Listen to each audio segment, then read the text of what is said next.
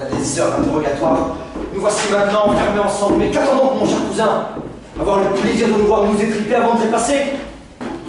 Enfermés, les hommes de Dieu n'ont rien à envier aux bêtes.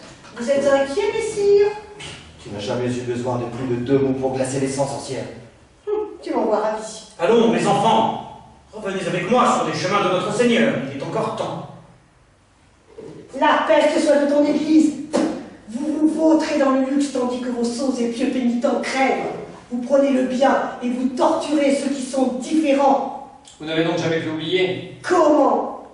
J'ai aidé cette famille. Je lui ai apporté tout le savoir de ma lignée. Et lui, le grand-duc de Montaigu, oui, votre père, m'a laissé appeler sorcière en détournant les yeux. Ce livre me revient. C'est les miens qui l'ont nourri de son sang. Sans nous, ça ne serait qu'un vulgaire parchemin. Mais il avait la meilleure des protections, son église, dont je ne franchirai jamais les portes maudites. Pardonnez, pardonnez cette pauvre femme. Elle est bonne et pas méchante. Il semblerait que les monstres de foi savent unir leur faiblesse. Ah, charme Dieu, ma pauvre. Vous n'en avez vraiment aucun pour le séduire. Anne, parlez donc si vous savez quelque chose. Mais c'est mon amie. Elle a beaucoup aidé monsieur avec ses plantes. Cette naïveté est déconcertante. Méfiez-vous des innocents, ils apprennent souvent bien les choses. Ce climat est infect, indigne des enfants de Dieu que vous êtes. Anne, vous qui depuis toute petite arpentez les allées du prieuré, laissant vos oreilles recueillir les secrets des pierres et des confessions, parlez. Je sais l'amitié qui vous lie à notre prieur, qui est fort embêté de ce vol commis entre ces murs. Ne le laissez pas dans ce malheur déshonorant. Le salut de l'âme ne fait malheureusement pas le poids face à la fidélité du cœur et de l'esprit, à l'attachement profond qui lie une femme à sa maîtresse. Mais oui, jamais je n'ai voulu faire de mal. Oh, jamais. Nous en sommes sûrs, Anne. Qu'y a-t-il, ma fille?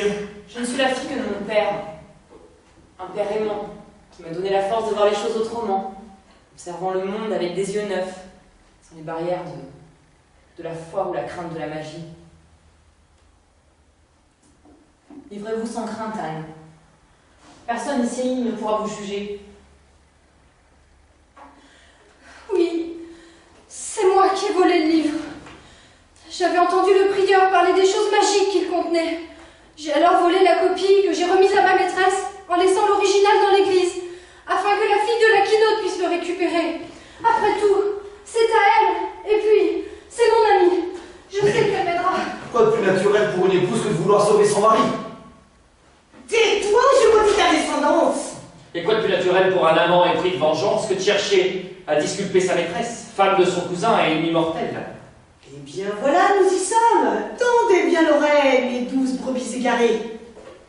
Les plus coupables sont ceux qui manipulent, qui tirent dans l'ombre les ficelles de marionnettes bien dociles.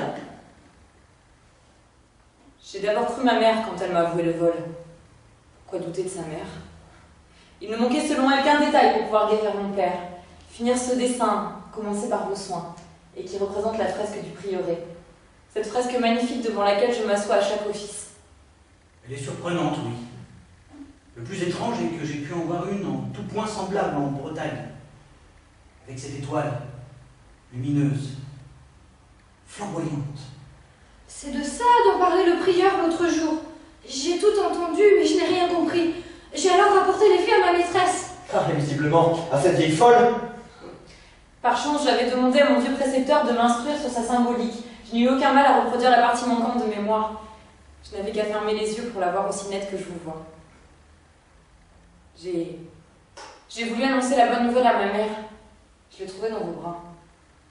Je me suis alors confiée à la seule personne qui a depuis toujours mon amour et ma confiance. Au clair de lune, tout m'est apparu limpide.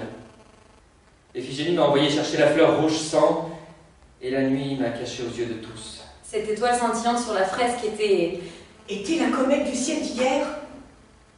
Une fois la décoction prête, je l'ai faite boire à mon père en prononçant la formule inscrite sur le livre. Un rayon de lune a traversé la comète et mon père était guéri. La marque rouge sang. Le pétale en forme de coquelicot, je n'ose y croire. Malédiction! Malédiction! Il semblerait, mon enfant, que le destin vous ait marqué d'un sceau indélébile.